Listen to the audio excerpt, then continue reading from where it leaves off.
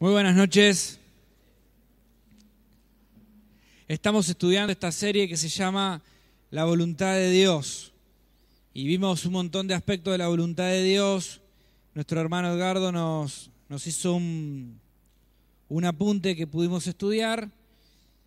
Y hasta el aniversario vamos a continuar con esta temática que tiene que ver con la voluntad de Dios. La semana pasada estuvimos estudiando la voluntad de Dios en la administración y íbamos a buscar la voluntad de Dios para la iglesia. Qué difícil que es decir cuál es la voluntad de Dios para la iglesia. Podríamos tomar diversas iglesias que aparecen en la palabra de Dios. Yo elegí las que están en Apocalipsis. Ustedes saben que Apocalipsis tiene un mensaje a 7 iglesias que estaban fundadas en Asia Menor y que el Señor Jesucristo tenía un mensaje distinto para cada una de ellas. Y me encanta el concepto que cada iglesia recibía un sobre. Imaginémonos, ese sobre era escrito por el mismo Señor Jesucristo, pero cada una de las iglesias de Asia Menor no tenía la misma necesidad ni los mismos problemas. Ustedes saben que las iglesias que se iban recibiendo en las cartas que escribió el apóstol Pablo se iban circulando de iglesia en iglesia y todos podían aprender doctrinas, atender las necesidades principales de esa iglesia, pero estas eran iglesias. Ustedes imagínense que nosotros hoy recibimos un sobre, ese sobre de parte del Señor Jesucristo, lo abrimos y tiene un mensaje para nosotros. No es para el mundo evangélico, sino es para nosotros en general. Esto es lo que pasó en Apocalipsis capítulo 2 y capítulo 3. Había 7 iglesias en un radio que no era muy grande, que era el de Asia Menor, pocos kilómetros de distancia entre iglesia en iglesia, y cada una de estas iglesias tenía cuestiones particulares. Por ejemplo, hay iglesias que reciben aprobaciones, 5 de las 7 reciben aprobaciones, la Odisea no recibe ninguna aprobación. Hay algunas que no reciben ninguna advertencia porque venían haciendo bien las cosas, pero en todas el Señor se presenta de manera diferente, conociendo lo que pasaba en la iglesia. No nos vamos a detener en cuestiones particulares de cada una de ellas, pero vamos a tratar en el tiempo que tenemos de ver cuál era la voluntad de Dios para cada una de ellas. Yo les quiero confesar que cuando me puse a leer me puedo identificar con cada una de ellas. Y que si miro mi vida como poníamos en el texto que estábamos hoy, que decía que nos teníamos que examinar, yo tengo algo de la iglesia de Éfeso que perdió el primer amor. Yo tengo algo de Tiatira que se relajó y que empezó a tolerar. Tengo algo de Sardis, cosas muertas en mi vida. Y tengo cosas de la Odisea. Hay cuestiones que tengo que ver en el corazón. Cuando dice, recapacita, mirá bien, compra de mí. Entonces, vamos a ver cada una de ellas y vamos a ver cuál es la voluntad de Dios principal para cada una de esas iglesias. Y cada vez que veamos una de esas, yo te voy a invitar a vos que haga lo mismo que hice yo, que puedas mirar tu corazón. Vamos a comenzar con la primera. Dice el capítulo 2, dice la palabra de Dios, escribe el ángel de la iglesia en Éfeso, el que tiene las 7 estrellas en su diestra, el que anda en medio de los 7 candeleros de oro, dice esto: yo conozco tus obras. Escuchá, subrayá la palabra, obras, y tu arduo trabajo, y paciencia, y que no puedes soportar a los malos, justicia podemos poner, y que has probado a los que dicen ser apóstoles y no lo son, palabra, y los has hallado mentirosos. Escuchá, y has sufrido, y has tenido paciencia, y has trabajado arduamente, y todo esto por amor de mi nombre, y no has desmayado. Ponemos el punto ahí y decimos, yo me gustaría ser como ellos. Esta iglesia es perfecta.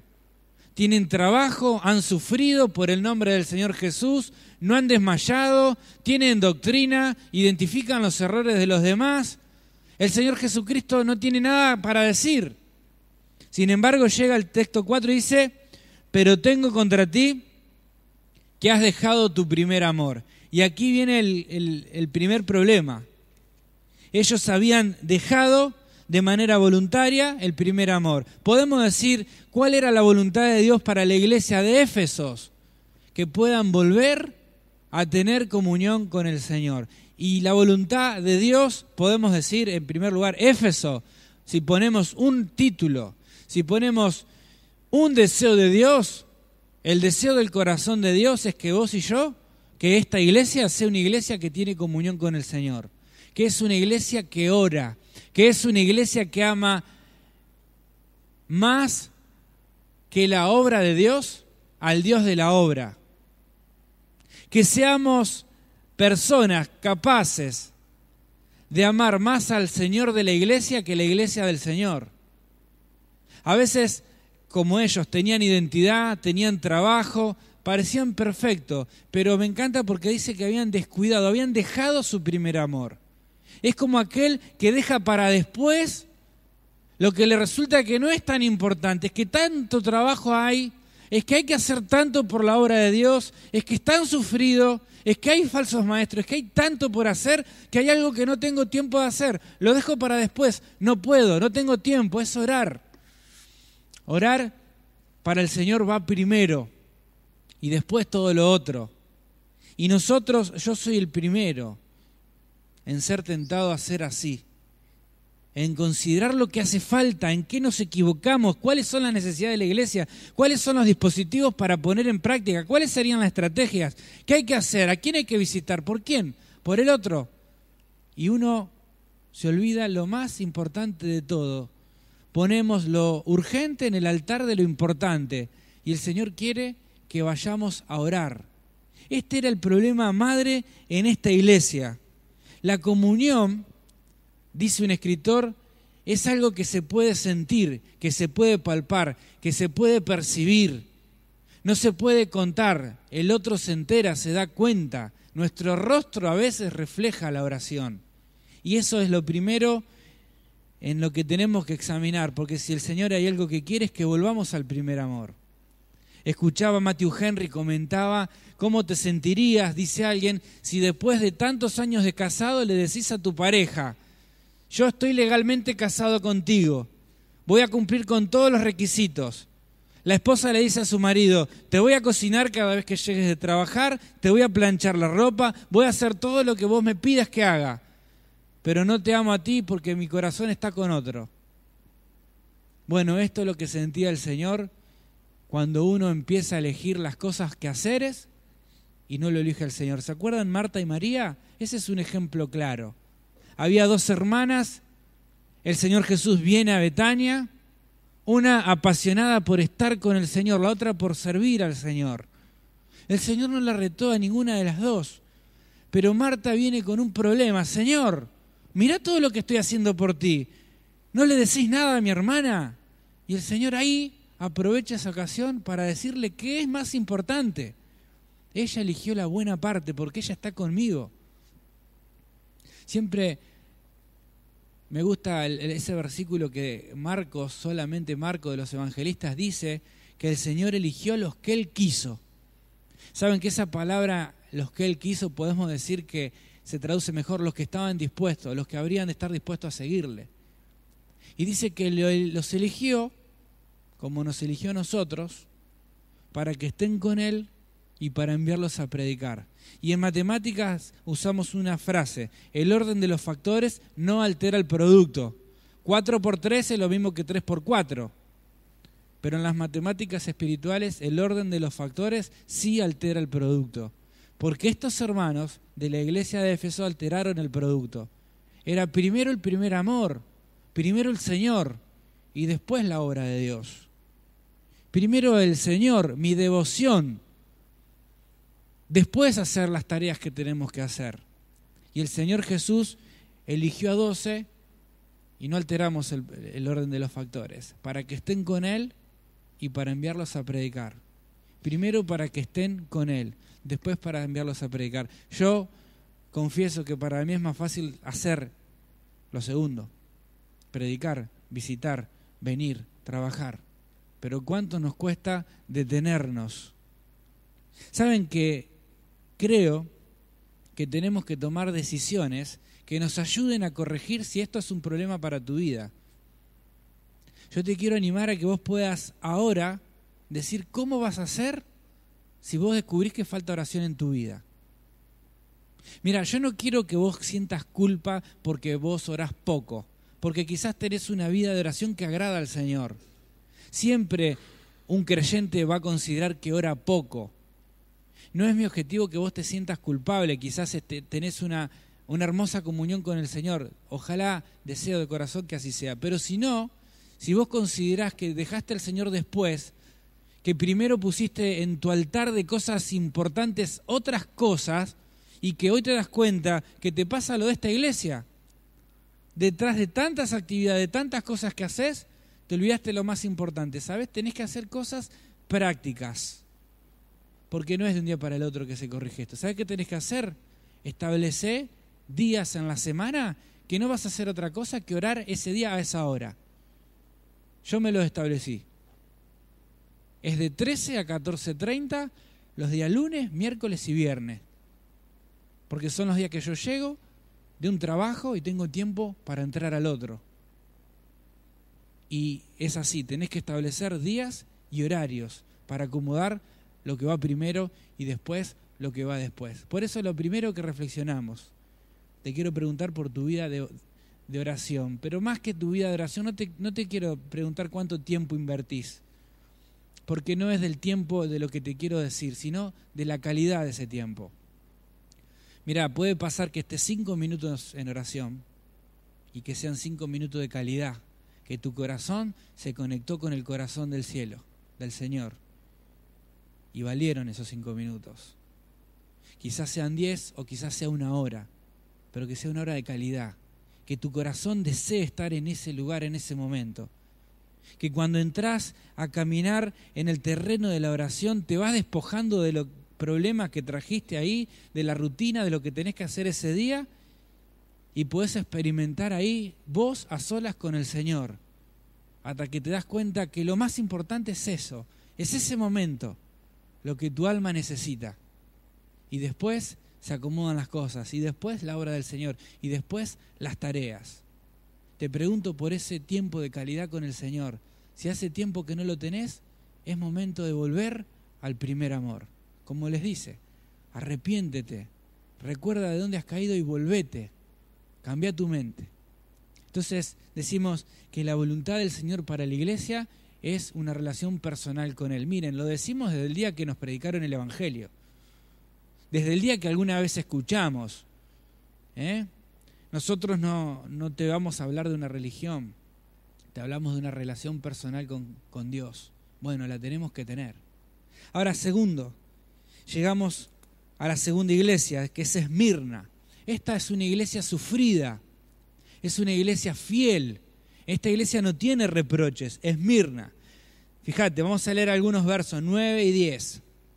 Dice, yo conozco tus obras y tu tribulación y tu pobreza, porque materialmente eran pobres, económicamente no tenían muchos recursos, no contaban con gente noble en la iglesia que pudiera solventar los gastos, pero entre paréntesis en mi Biblia dice, pero tú eres rico. Y la blasfemia de los que dicen ser judíos y no lo son, de la sinagoga de Satanás. Verso 10.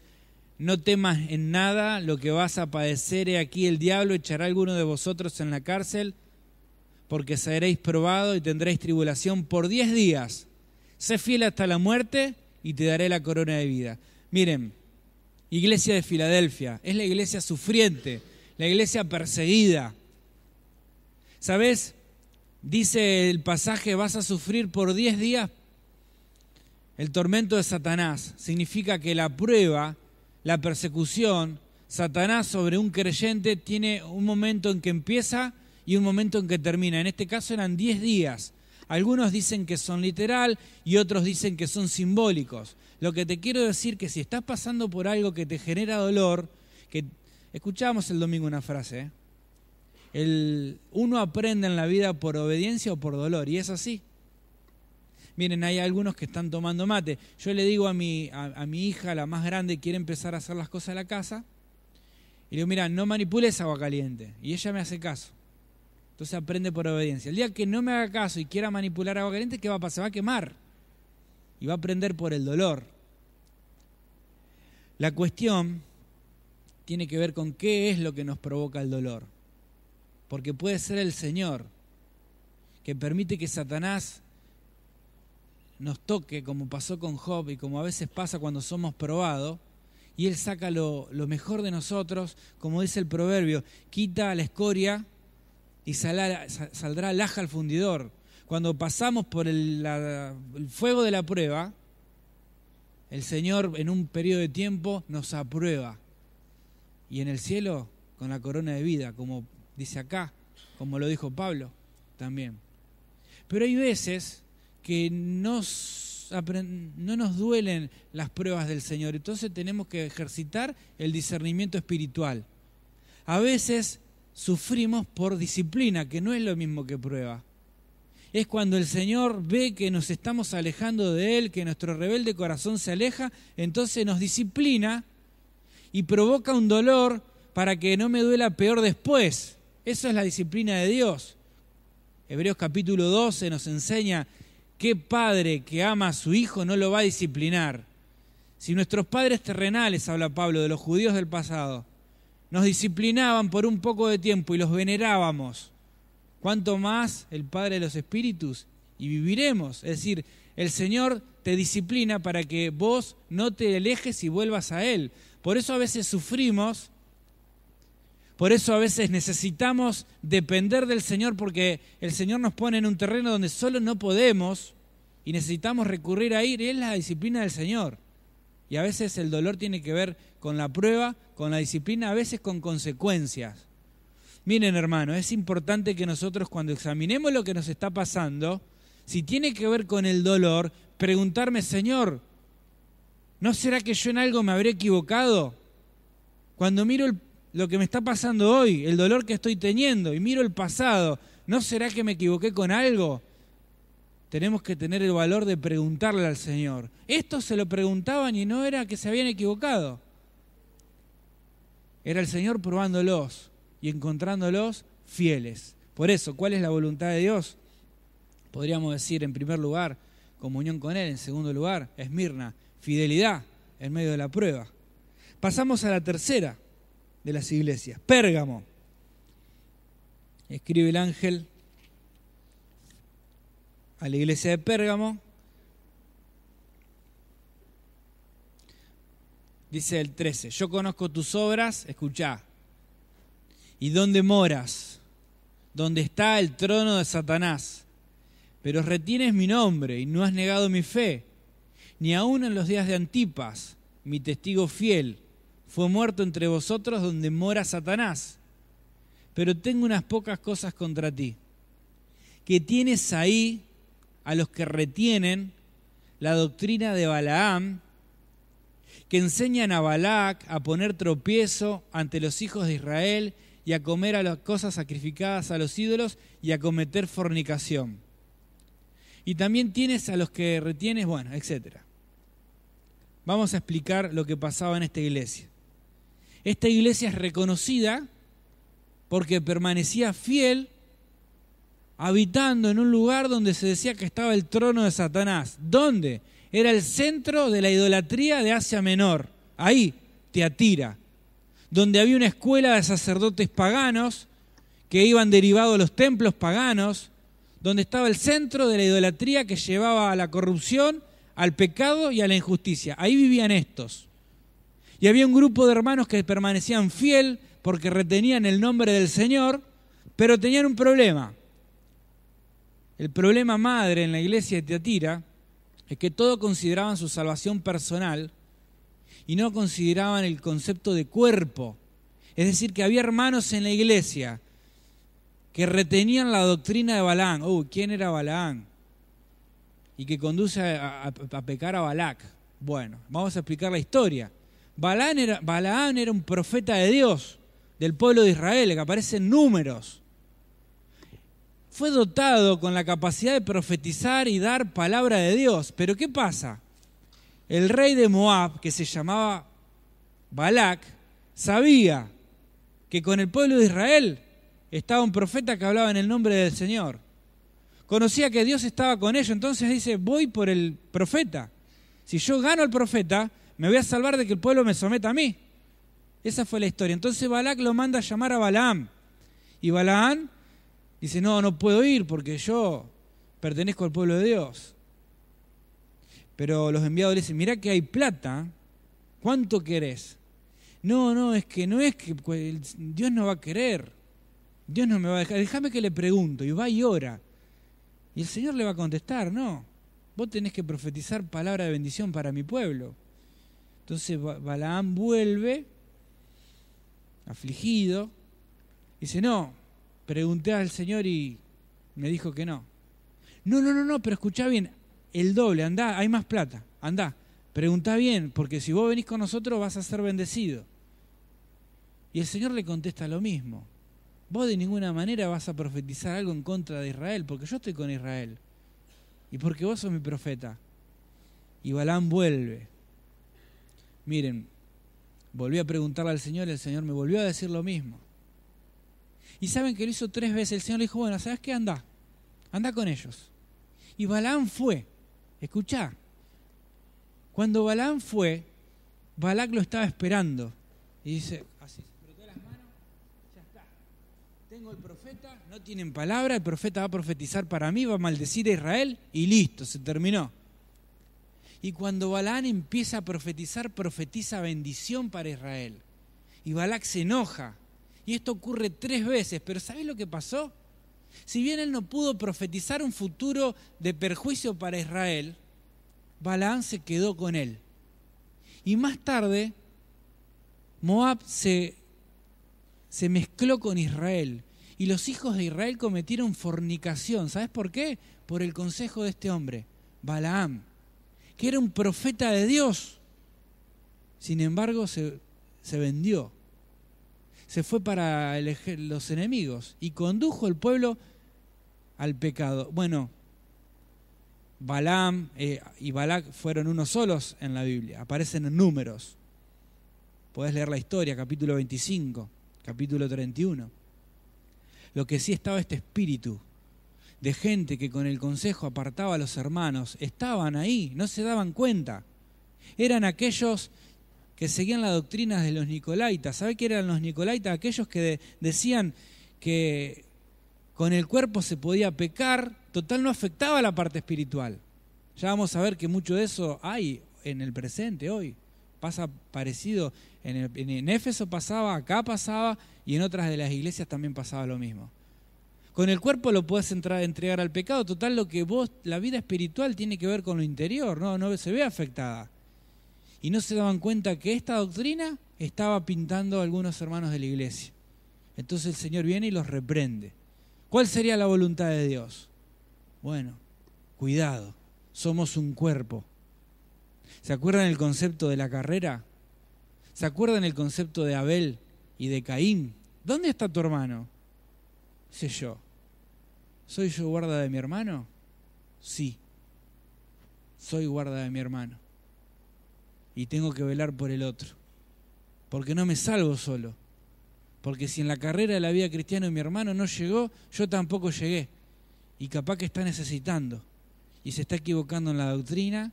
Y una doctrina equivocada lleva una actitud equivocada. Un pensamiento equivocado es una acción equivocada. Son hijos que aprenden errores o que ven.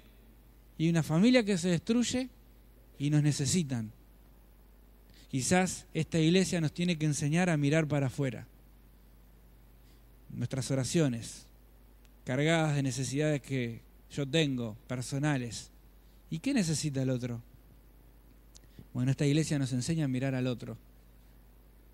¿Y qué puedo hacer por él? Vamos a la otra. Estamos en Pérgamo, ¿no es cierto? ¿Estamos en Pérgamo? Dije Tiatira, bueno, por eso dije que estábamos en... Ahora vamos a Tiatira. Pérgamo. Vamos a mirar a los demás. ¿Sí? Tiatira. Dice, escribe el ángel a la iglesia de Tiatira, el Hijo de Dios, el que tiene el ojo como llama de fuego y pie semejante al bronce bruñido, dice esto: yo conozco tus obras y tu amor y tu fe y servicio y paciencia, y que tus obras postreras son más que las primeras, pero tengo unas pocas cosas contra ti. Escuchá, que tolerás a esa mujer Jezabel, que dice ser profetisa, enseña y seduce a mis siervos a fornicar y a comer cosas sacrificadas a los ídolos, y le he dado tiempo para que se arrepienta, pero no quiere arrepentirse de la fornicación. Y hasta ahí nomás. Vamos ahora sí a Tiatira. La anterior era Pérgamo. Vamos a repasar. Éfeso, Esmirna, Pérgamo, y ahora estamos en Tiatira. Tiatira. Tenían un problema. Tenían amor, tenían trabajo, tenían paciencia, tenían obras. Y las obras que estaban haciendo eran más grandes, eran mejores que las que empezaron a hacer cuando la iglesia arrancó. Pero tenían un problema ahí, la tolerancia. Que toleras a esa mujer que se llama Jezabel, que se dice que es profetisa y lleva a los hermanos a comer de lo sacrificado a los ídolos y a fornicar. Y tenemos que entender este concepto. Jezabel también es una persona simbólica, es literal. Eran personas ahí cuando las mujeres se levantan contra la autoridad, por eso ella decía que era profetisa. Vieron que en la otra iglesia que estudiamos había falsa doctrina. Estaba la doctrina de Balaam, el que por consejo, los hermanos se apartaban. Pero esta no, esta decía que tenía autoridad y se hacía llamar profetisa. Esta era peor, esta es rebelde contra la autoridad y lleva a los hermanos a la fornicación. Miren, Jezabel era la esposa de Acab, ¿se acuerdan? Y condujo al rey Acab a la idolatría y levantó altares a Baales. Y ahí comenzó un culto a dioses ajenos y todo Israel se apartó de Dios porque esta rebelde condujo al pueblo a la idolatría. Y es un espíritu también que parecía acá de personas que llevaban al error a hermanos de la iglesia. Y esa fornicación era una fornicación espiritual. Y dice el relato, y a comer a cosas sacrificadas a los ídolos. ¿Sabes qué significa esto? Que había una laxitud moral.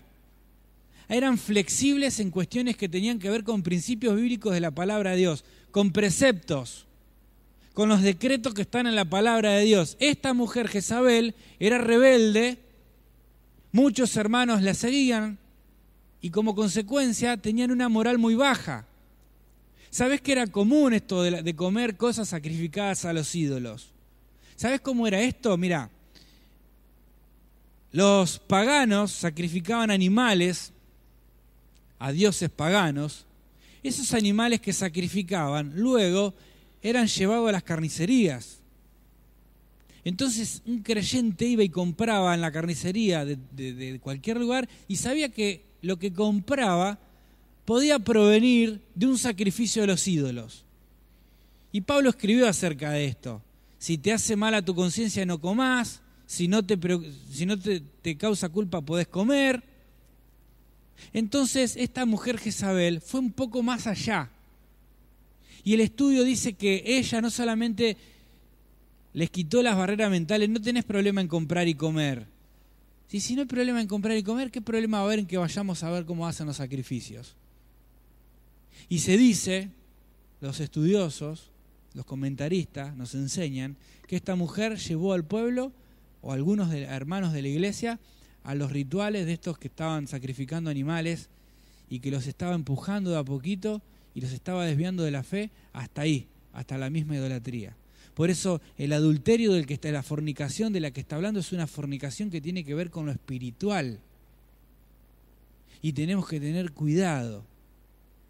Cuidado, quizás la iglesia de Tiatira necesitaba orden, establecer pautas claras de vida cristiana.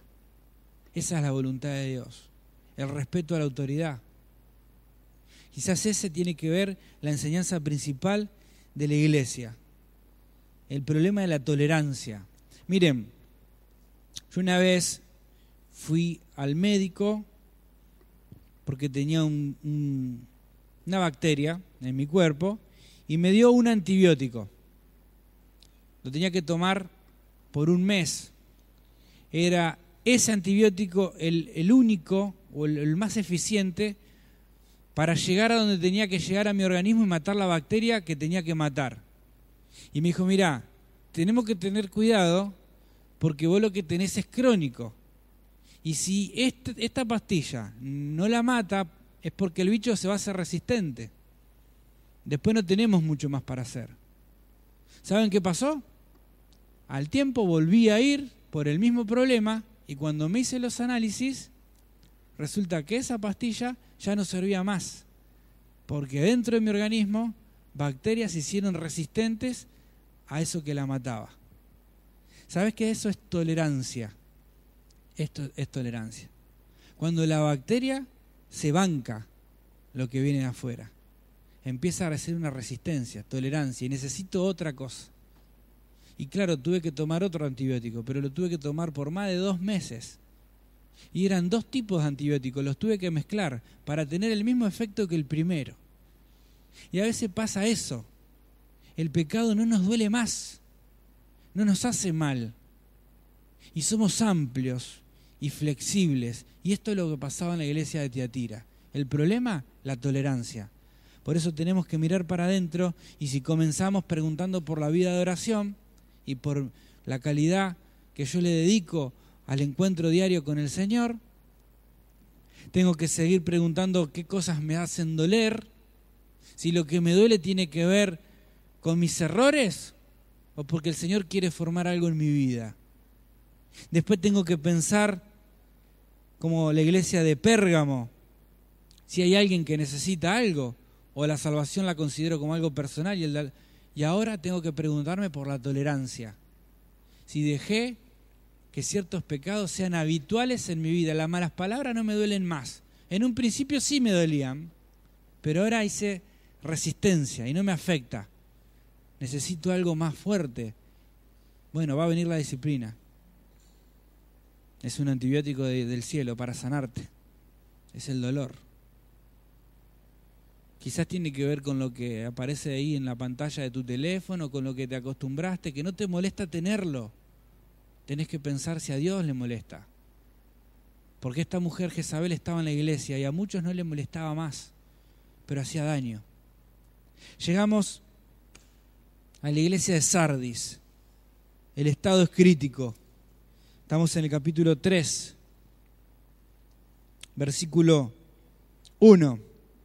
Dice, escribe el ángel que está en la iglesia de Sardis, el que tiene los 7 espíritus de Dios, las 7 estrellas, dice esto: yo conozco tus obras, que tienes nombre de que vives y estás muerto. ¡Ah! ¡Qué estado terrible! ¿Eh? Iglesia cristiana de Sardis. No le pondríamos así acá, ¿no? La que tienes nombre de que vives, pero que estás muerto.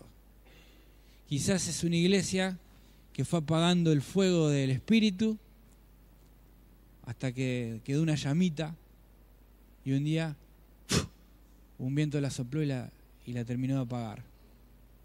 Y quizás hay un grupo de hermanos que se congregaban ahí, que oraban, pero oraciones eran frías. El amor por los demás estaba perdido porque el Señor no vio eso. Dice, yo conozco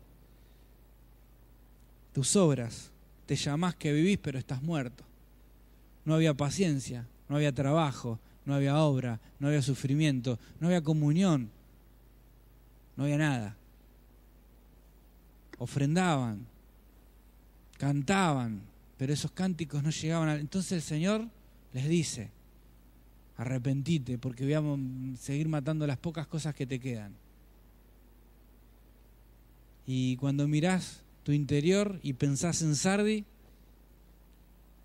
tenemos que pensar por la vida espiritual, cómo es. Quizás tiene el pulso bajo tu vida espiritual. Yo tengo que mirar por la mía. Y tenés que revivirla. ¿Viste cuando vienen y te hacen los ejercicios? Bueno, necesitas un shock. A veces yo lo necesito también. Por eso tenés que pensar, examinar tu corazón y preguntarte. No sea que yo esté pasando la realidad de esta iglesia, que conozco la rutina, que conozco las canciones, que conozco a los predicadores, que conozco a los líderes, pero mi vida espiritual tiene el pulso muy bajo, casi muerta. Hace tiempo que no tengo relación con el Señor. Hace un montón que nada me conmueve, que nada me duele, que nada me afecta, que el otro no me interesa. El domingo levantan la mano 3 o 4, me da lo mismo que no la levante nadie. Eso es la iglesia de Sardis. Por eso tenemos que mirar para adentro. Llegamos a Filadelfia. Esta era una buena, era una iglesia misionera. Filadelfia está en el capítulo 3, a partir del verso 7. Vamos a leer el 8. Yo conozco tus obras, he aquí, he puesto puerta delante de ti, una puerta abierta a la cual nadie puede cerrar. Porque aunque tienes pocas fuerzas, has guardado mi nombre y no has negado mi nombre. Filadelfia era la iglesia misionera. Era el Señor abriendo una puerta que nadie puede cerrar. Qué maravilloso es el Señor, que también tiene mensajes como este. Qué maravilloso que es el Señor, que cuando una iglesia ora, cuando una iglesia no pierde el primer amor, cuando una iglesia no tolera el pecado, cuando una iglesia ama la palabra, el Señor, ¿saben qué hace? Abre puertas. Y esas puertas tuvo que ver con la obra misionera, los que salieron a hacer la obra. Yo quiero preguntarte a ti por las puertas abiertas de Dios para tu vida. ¿Cuáles son? ¿Sabes? Te quiero decir que el Señor tiene puertas.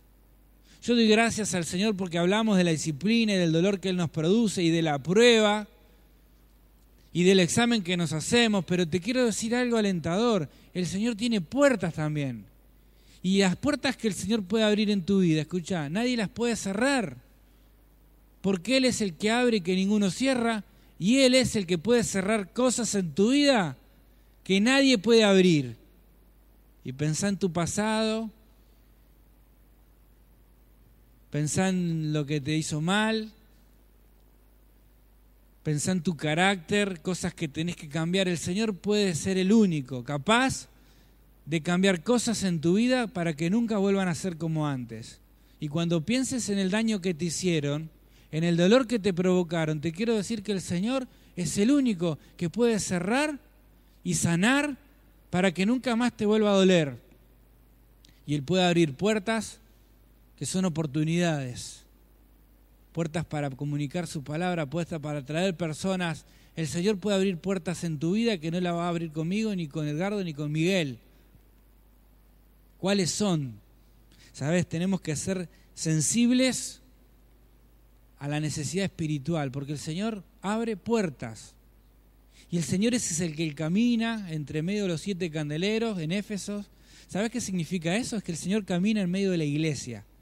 Los candeleros, ahí está la presencia de Dios, en el medio de la iglesia. El Señor está caminando por este lugar.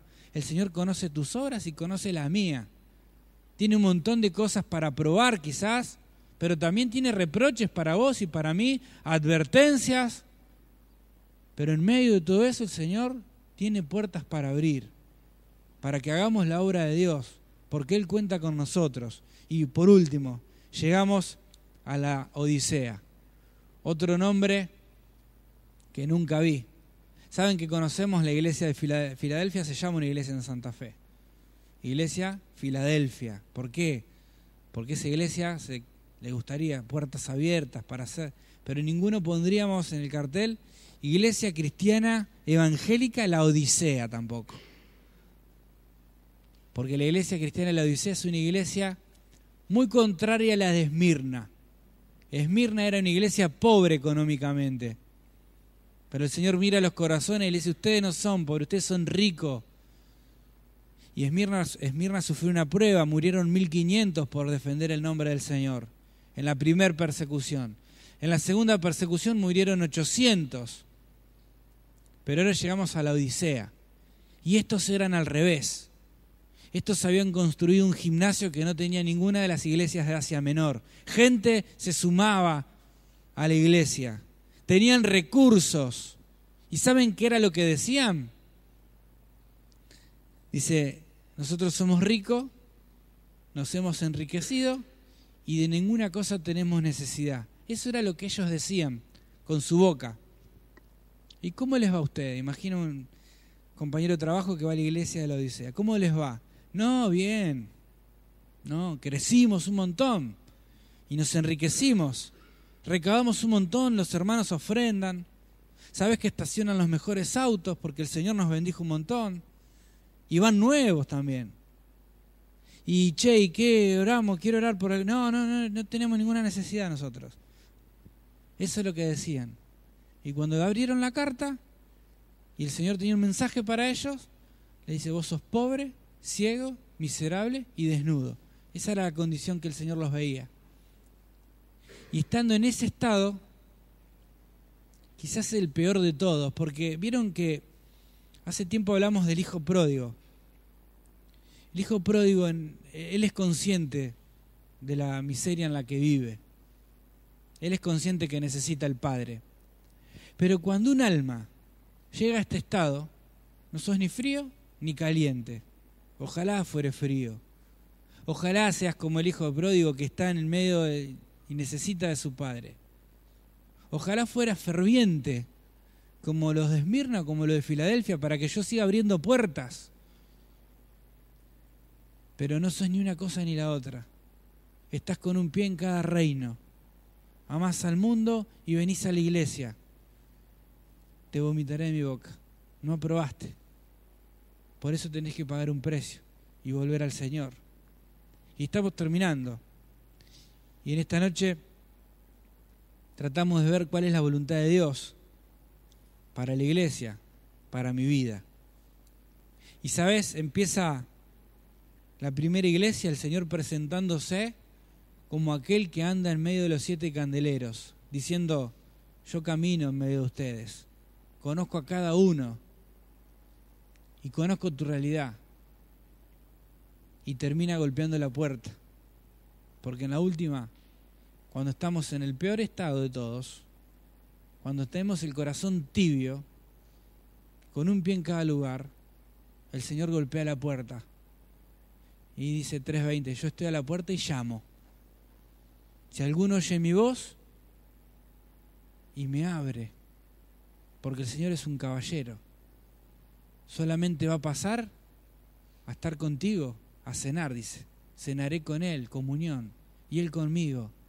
Solamente lo hará si vos sos capaz de decir: Señor, estoy mal y te necesito y escucho tu llamado. Ese sos vos, es tu voz, y te abro la puerta. Vamos a cerrar los ojos, inclinamos la cabeza. ¿Sabes? Yo quiero que podamos juntos reflexionar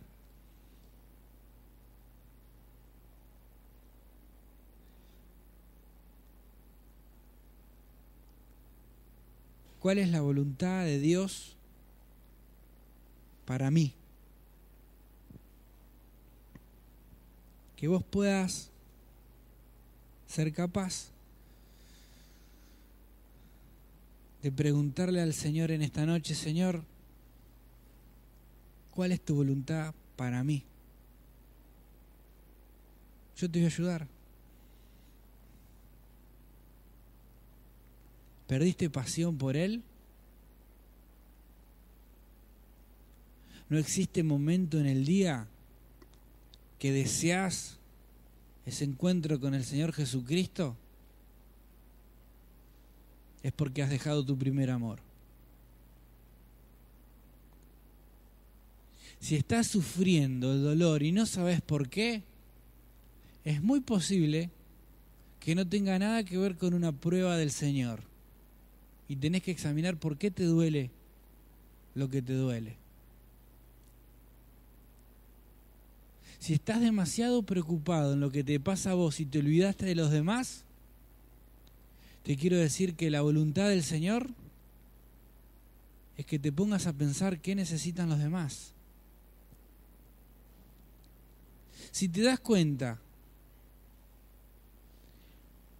que el pecado no te duele más, la voluntad de Dios es que no toleres más y que te empiece a doler como era antes. Si sentís que los pulsos laten bajos, es porque hay una vida espiritual que se está muriendo. Un Espíritu Santo apagado. Quizás sentís en esta noche que el Señor te abre una puerta y no la pudiste ver, pero hay oportunidad. Hay oportunidad de salvación para otros y de bendición espiritual. Solamente tenés que pasar por ahí. O tal vez sentís que el Señor golpea la puerta ahora en esta noche y te llama por tu nombre, porque quiere tener comunión con vos, a pesar de aquel tibio corazón que vos y yo podemos tener. Señor, en esta noche yo te quiero dar gracias porque tú tienes un mensaje para nosotros. Y Señor, en cada uno de ellos tú terminas diciendo: el que tiene oídos para oír, oiga. Señor, yo te quiero pedir que nos ayudes a escucharte en esta noche y que tu palabra pueda llegar hasta nuestros corazones. Y te lo pido en el nombre del Señor Jesús. Amén.